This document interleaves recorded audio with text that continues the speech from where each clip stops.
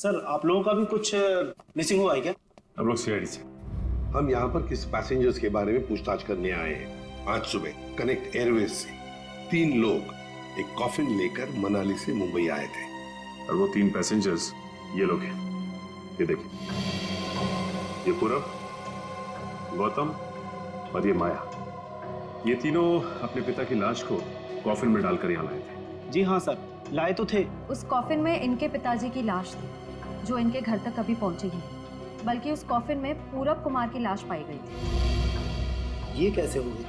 वही पता लगाना है। उसके साथ साथ गौतम और माया, ये 2 बच्चे भी गायब हैं। सर मुझे तो लगता है वो लाश कहीं। एक बात बताइए, क्या इन तीनों को कॉफिन के साथ कोई रिसीव करने के लिए आया था? नहीं सर। अच्छा एक काम कीजिए, आपके स्टाफ ने तो मदद की होगी ना कॉफिन को उनके गाड़ी तक पहुंचाने के लिए। जी सर। जरा उनको बुलाइए। जी सर, मैं बुलाता हूँ। हाँ। चंदन और बिहान को जल्दी अंदर भेजो।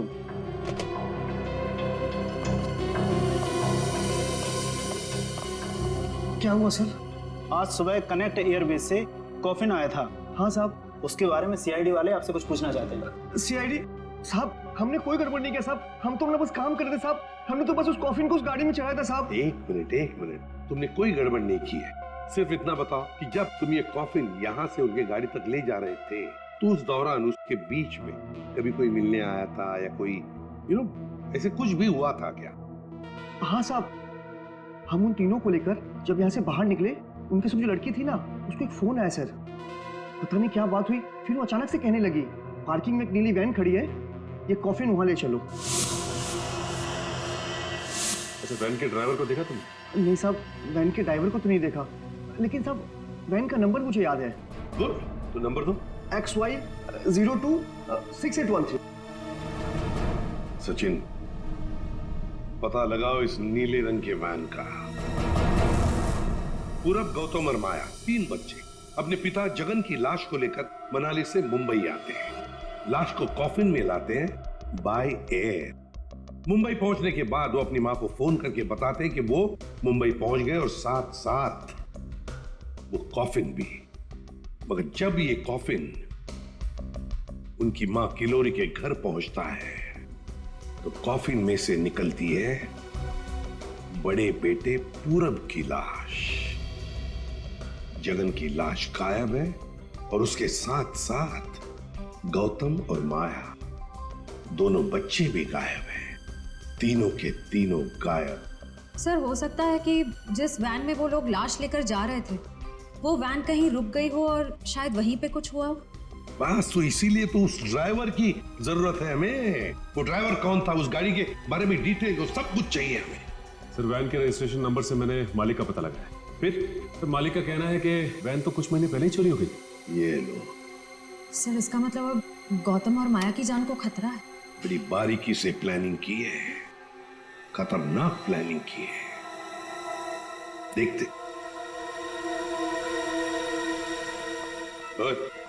अंकित,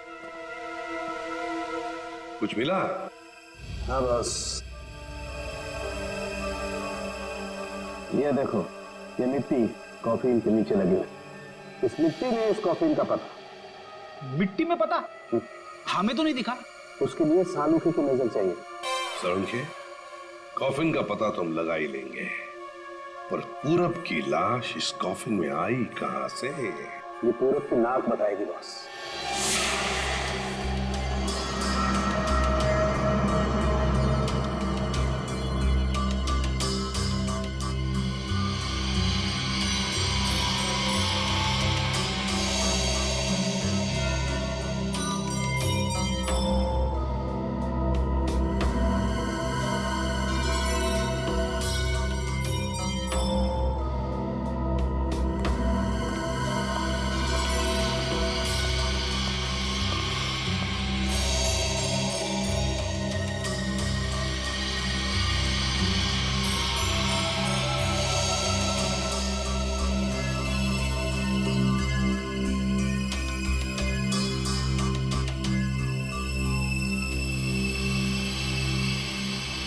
हाँ सर, कुछ पता चला?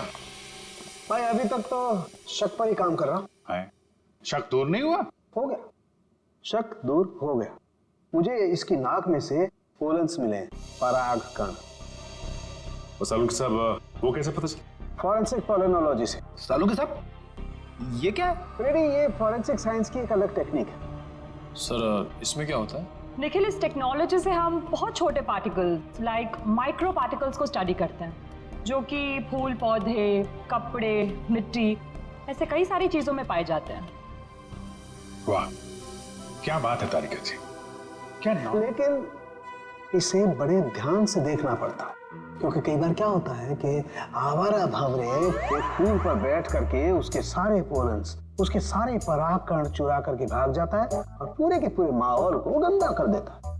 साहब, पॉलिन जो है हवा और पानी से भी फैलते हैं, इसमें बेचारे खाली भंवरे को ही क्यों दोष दे रहे हैं आप? सही कह रहे हो, बेकार में खाली भंवरे को दोष क्यों दें? तो होता यह है कि जब हम बाहर से आते हैं तो हमारे पूरे शरीर पर, आंख, नाक, कान, गले, सब पर पोलन्स लगे होते हैं, और इन पोलन्स की जांच करके हम ये पता लगा सकते हैं कि ये खास व्यक्ति किस जगह से आया है। ये तो है। मैं बताता हूं, ये देखो, यहां पर मैंने इससे पोलन्स ले लिए जो उसकी नाक में थे, और इन पोलन्स पे 2 ड्रॉप मिथाइलमाइन की डालते हैं और इसे हम कर देते हैं सिक्योर। अब इसे चेक करके हम ये पता लगा सकते हैं कि ये पोलन्स कैसे हैं, कहां से आए। ये देखो सर, ये तो नारंगी कलर में उभर के आ रहा है। और अब इस आकार को हम हमारे डाटा के सैंपल से मैच करके देखेंगे, ताकि पता लग सके कि ये पोलन किस टाइप का है। करके जरा मैच। हाँ।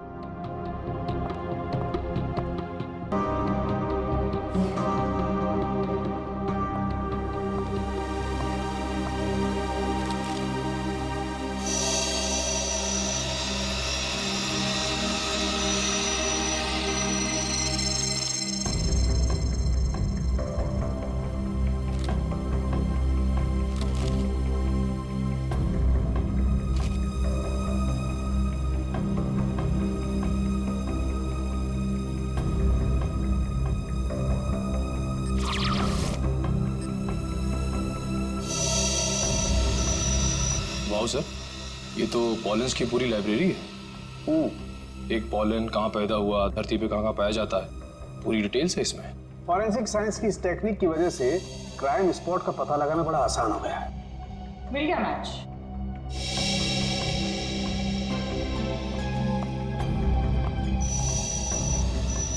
ये मैरीगोल्ड है, जिसका हाइब्रिड नाम मरियासा गोल्ड 63 है। ये वैरायटी पूरे साल पैदा होती है और धानीखेत में पाई जाती है। धानीखेत? चलो, कम से कम ये तो पता चल गया कि खून कहाँ हुआ है। सर यही है धानीखेत सर। विरवान यहीं पर लाया गया था। ये टायर मार्क्स तो हैं सर यहाँ पे।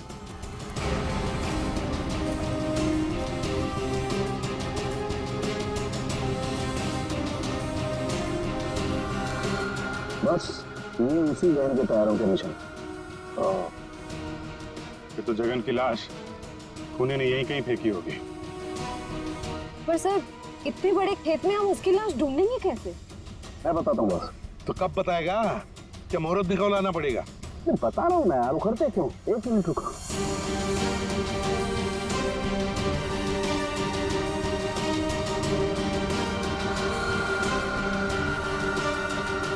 ये देखो, ये मैंने फूल के पोले निकाले। अभी मैं जिस दिशा में उड़ाऊंगा, अभी उड़ करके जहां जाएंगे, समझ लो फूल भी उसी दिशा में उड़ा है। लेकिन सर यहाँ तो हवा ना के बराबर है, ये कैसे पता चलेगा कि हवा किस डायरेक्शन में है?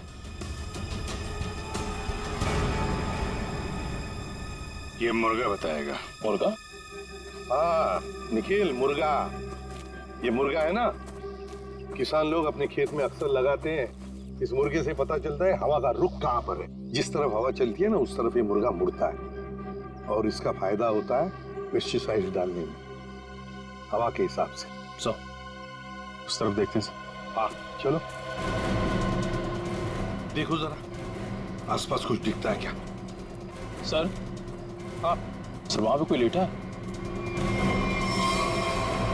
चलो देखते हैं।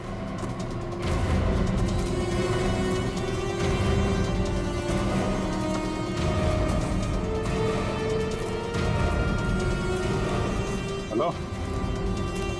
ओ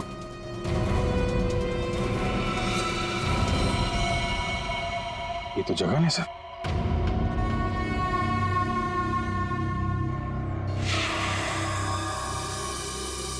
देखिए जगन की लाश हमें गेंदे के खेत में से मिली। क्या बता सकते हैं ऐसा कौन कर सकता है? कौन मार सकता है जगन को? कौन मार सकता है आपके बेटे को? है किसी पर शक आपको? किसी के साथ उनकी कोई दुश्मनी थी? है? मुझे किसी पर शक नहीं। तो कहीं ये मामला प्रॉपर्टी से रिलेटेड तो नहीं? हम पर क्यों शक कर रहे हैं? क्यों नहीं? जगन जी अमीर आदमी थे, मनाली में सेब के बाग थे, जमीन जायदाद थी। उनके मरने से और पूरब के मरने से और दोनों बच्चों के गायब होने के बाद प्रॉपर्टी तो आप लोगों को ही मिलने वाली है ना। देखिए सर, आपको बहुत बड़ी गलतफहमी हो रही है। हमें तो ये भी नहीं पता था कि जगन के पास इतनी प्रॉपर्टी है, सेब के बागान है, और वैसे भी मेरी अच्छी खासी नौकरी है, अच्छी खासी कमाई है। मुझे और क्या चाहिए जिंदगी में? और मेरा तो इन सब से कुछ लेना देना ही नहीं है। मुझे तो प्लीज दूर ही रखिए। देखिए मैं अपनी फैमिली और अपनी वाइफ से बहुत खुश हूँ, मुझे और कुछ नहीं चाहिए। अच्छा, तो आपके कहने का मतलब है जो कुछ भी लेना देना है वो किल्लोरी जी का लेना देना है? देखिए सर, आप लोग मेरे बच्चों को ढूंढने के बजाय मुझ पर और मेरे परिवार पर शक कर रहे हैं। नहीं नहीं नहीं नहीं नहीं किल्लोरी जी, हम आप लोगों पर कोई इल्जाम नहीं लगा रहे किल्लोरी जी। हम तो बस सच्चाई जानने की कोशिश कर रहे हैं। जैसे एक बात जरूर कहूंगा आप लोगों को, सच्चाई आपके लिए बहुत फायदेमंद होगी।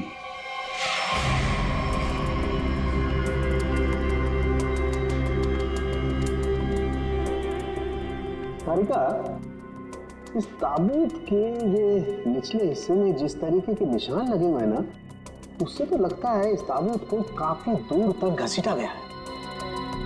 तुम एक काम करो, जो ताबूत पर जगह जगह मिट्टी लगी हुई है, इस मिट्टी का सैंपल ले लो। ये मिट्टी बताएगी कि ताबूत कहाँ से आया है। मगर सर, खून कहाँ हुआ है वो तो हमें पता चल गया है ना। हाँ तारिका, ये पता लग गया है, लेकिन वो वैन, उस वैन के बारे में कुछ पता नहीं लगा है। जिस वैन में खून हुआ है, जिस वैन में से एक लाश गायब हो गई, उसके बारे में कुछ नहीं पता है। एक काम करो, इस मिट्टी का सैंपल ले लो, फिर इस मिट्टी को हम बॉम्बे के सॉइल मैप से मैच करके देखेंगे। लेकिन सर, मुंबई के सॉइल मैप की कौन सी मिट्टी का फैलाव कहाँ तक है ये हमें कैसे पता चलेगा? यू ट्रस्ट मी ना? कॉज तो फिर सैंपल ले लो, पता लगेगा, बिलीव मी।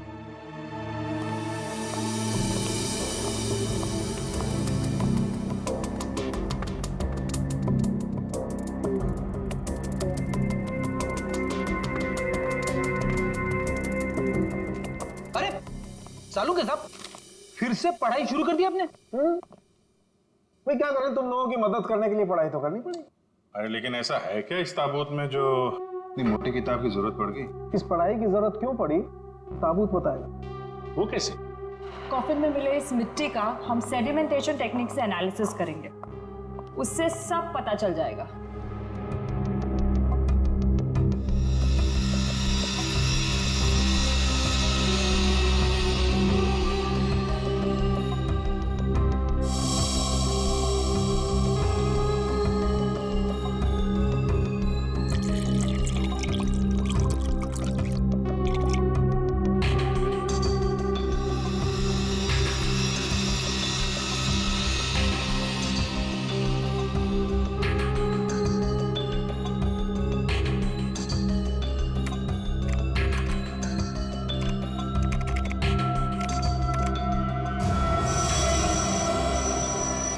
ये देखिए,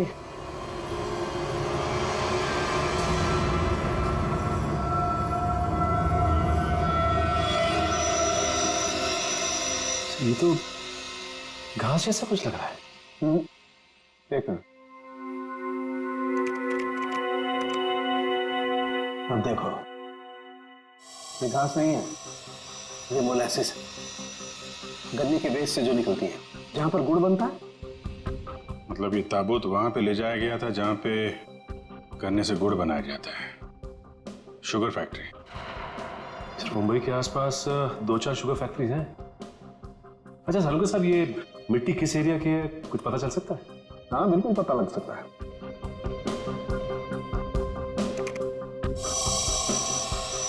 इस मिट्टी में 40% सैंड है। और इतनी सैंड परसेंटेज वाली मिट्टी मुंबई के बाहर कन्ना कावड़ी वाले इलाके में लगभग 30 किलोमीटर के एरिया में पाई जाती है। और ये मिट्टी ज्यादा रेत और ज्यादा आयरन होने की वजह से काली दिखाई देती है। सचिन, पता करो उस एरिया में कोई शुगर मिल है क्या?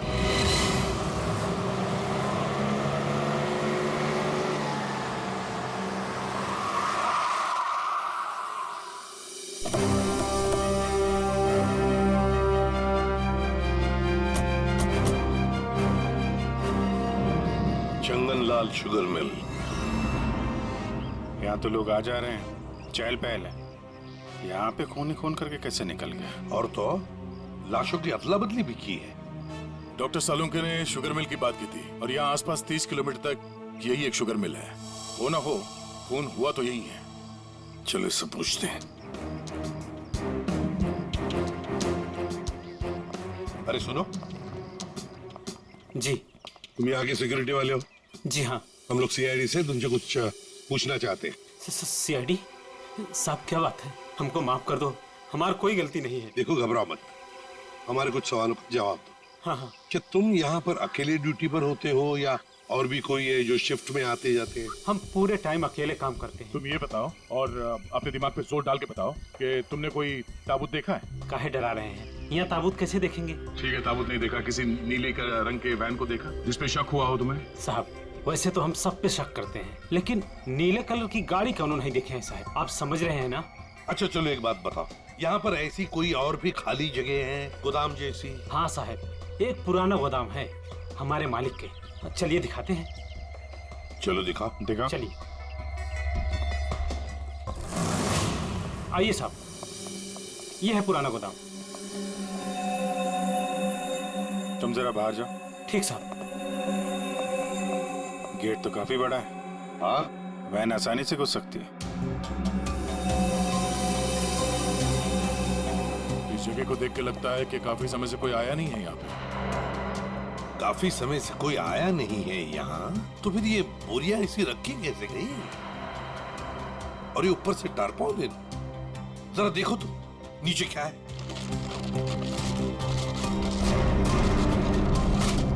ये देखा?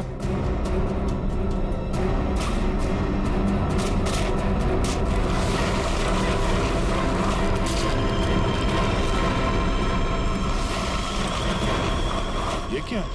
क्या बात है सर, यहाँ पे तो पूरे वैन को ही दफना दिया है। और ये देखिए वही नंबर है, XY026813। चेक करो देखो।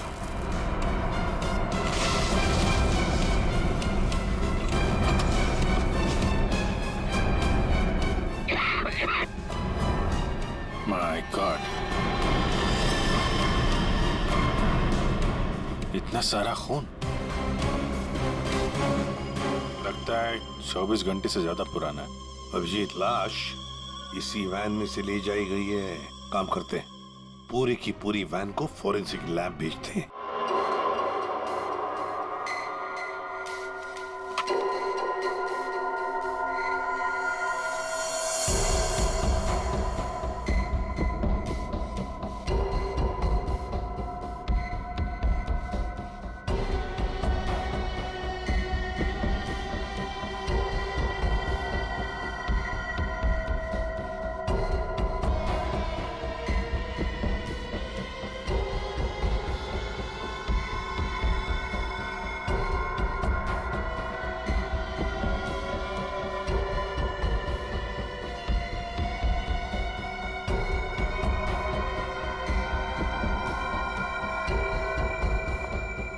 सर मिला कुछ?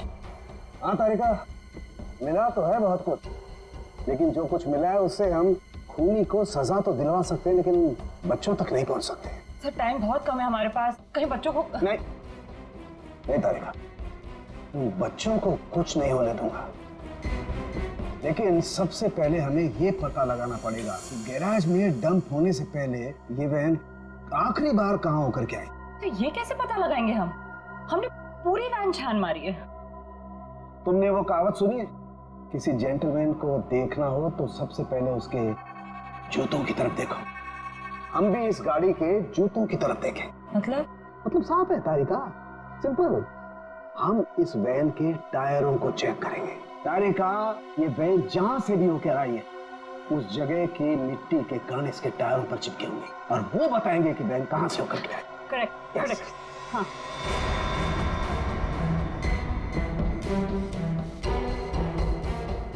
सर एक कोर्सा पता की डिश लाओ। हाँ सर अभी देते हैं।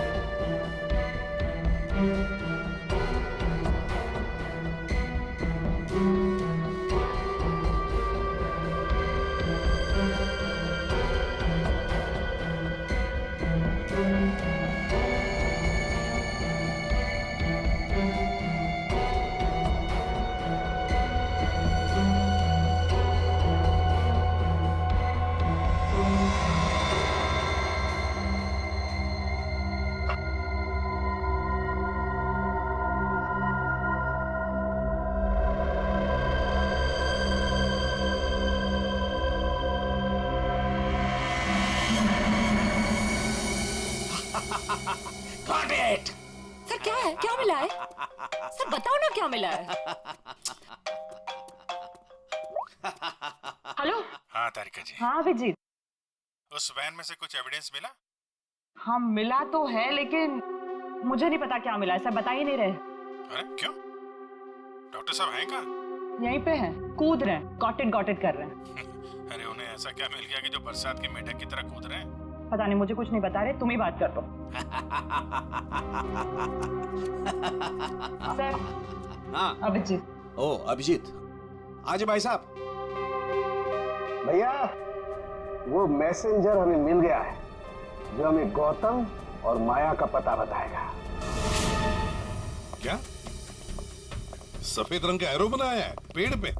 अच्छा ठीक है, ढूंढेंगे। और वैसे वहां पोजीशन क्या है? यहाँ की सिचुएशन तो कंट्रोल में है, लेकिन हमारे सामने जो नजारा है उसे देखकर तो हमारे होश ही उड़ गए हैं सर। कोई बात नहीं, हम लोग पहुंच जाएंगे जल्दी। क्या कह रही है श्रेया? सब ठीक है सर? कह रही है कि वहाँ पे नजारा ऐसा है कि जमीन खिसक जाएगी पैरों के नीचे से। सर हमें जल्द से जल्द वहाँ पहुँचना होगा, पर लोग बहुत कम है, कहीं हाथ से निकल ना जाए। आप लोग कोई बताएंगे क्या हो रहा है? कैसे है मेरे बच्चे? ठीक तो है? प्लीज कुछ बताइए। मैम जरा धीरज रखिए, सब कुछ पता चल जाएगा। कुछ बताया होगा ना फोन पे उसने। आखिर हमारे बच्चे मिले कि नहीं मिले, कुछ तो मालूम होगा ना। देखिए अभी कहने सुनने से कुछ नहीं होगा, जो भी है वहाँ पे चलने के बाद ही पता चलेगा। अरे पता तो तब चलेगा जब वहाँ पहुँचेंगे। अगर भालू शेर चीतों को पता चल गया ना कि हम लोग यहाँ हैं, तो दुनिया में किसी को हमारा पता नहीं चलेगा। आप फिक्र मत कीजिए प्रीति जी, आजकल इंसान जानवरों से ज्यादा खतरनाक हो गया। हो सकता है वो आपको देख के भाग जाए। अरे उन्हें चिल्लम चिल्ली की आदत नहीं है, जरा शांत रहिए आप। क्या? एक मिनट। पूरे श्रेया, वो सफेद निशान वाला पेड़ मिल गया। सर उस पेड़ से राइट लेकर 200 मीटर स्ट्रेट आ जाइए। 200 मीटर राइट में। चलिए जल्दी चलिए। कोई मुझे बताएगा हो क्या रहा है? मेरा दिल बैठा जा रहा है, कहीं मेरे गौतम और माया को कुछ हो तो नहीं गया? बस बस और नहीं चला जाता, अब नहीं चल पाऊंगी। देखिए पीछे छूटने वालों को जानवर छोड़ते नहीं है, लंच या डिनर में खा लेते हैं। नहीं, मैं आगे जाती हूँ ना, आप लोग मुझे फॉलो करिए।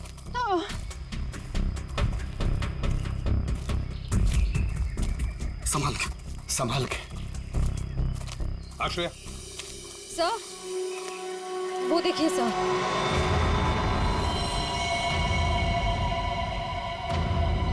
माय गॉड, जल्दी से बच्चों को नीचे उतारो। हे भगवान।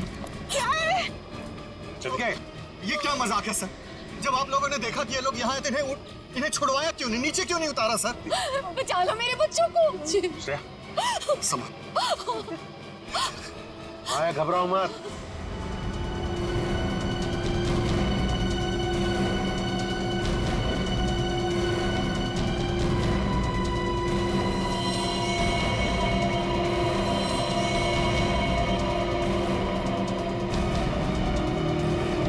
अब भेजो भेजो उसको।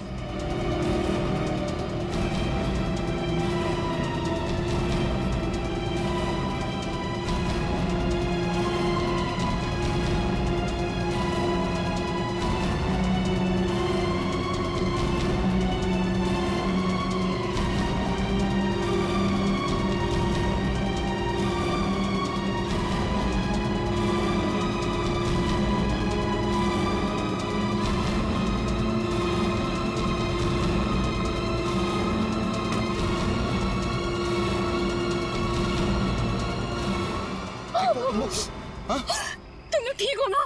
बंद कीजिए अपना नाटक। हमारी इस हालत के जिम्मेदार आप ही हैं। बच्चे कहते हैं ना हमें, तो क्यों डाला अपने बच्चों को मौत के मुंह में? तो अच्छा हुआ सीआईडी टाइम पे आ गई, वरना आपने भैया की तरह हमें भी मार दिया होता। क्यों खिलोरी जी, ये बात क्या है? बच्चे आप ही पर इल्जाम लगा रहे? मुझे भी कुछ समझ में नहीं आ रहा है। मैं तो इन लोगों से इतना प्यार करती हूँ, मैं क्यों मारूंगी इन लोगों को? बात तो सही है, सवाल जायज है। एक माँ अपने ही बच्चों के साथ ऐसे कैसे कर सकती है? देखिए,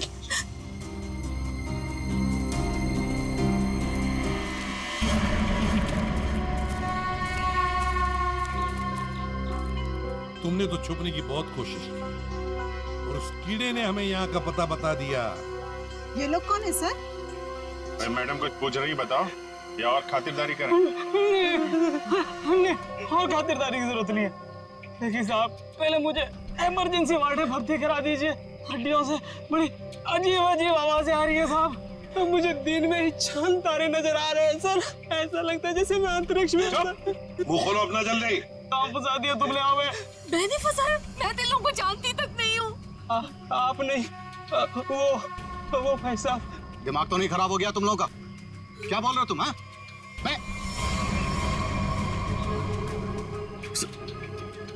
वाकई आप मल्टी टैलेंटेड हैं। Husband come kidnapper come murder, all in one.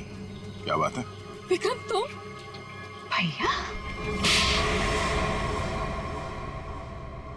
क्यों किया तुमने ये सब? और क्या करता? इसके तीनों बच्चे मेरे छाती पे सांप की तरह लौट रहे थे।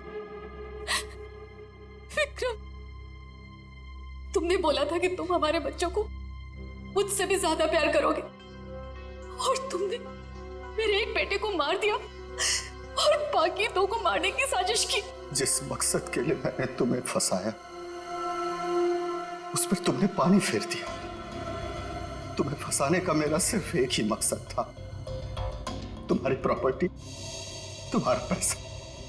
लेकिन तुमने अपनी सारी प्रॉपर्टी अपने बच्चों के नाम कर दी। क्या करता मैं? और तो और तुम अपने पुराने पति से भी मिलने जाती थी। तुमने कभी सोचा कि मेरे अंदर क्या होता था?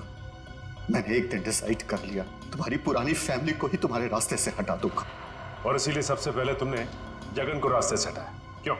हाँ, इसलिए मैंने अपने रास्ते से सबसे पहले अपने पहले कांटे को हटाया, जगन को। अपनी पत्नी को झूठ बोला कि मैं बॉम्बे से बाहर जा रहा हूं, और एक दिन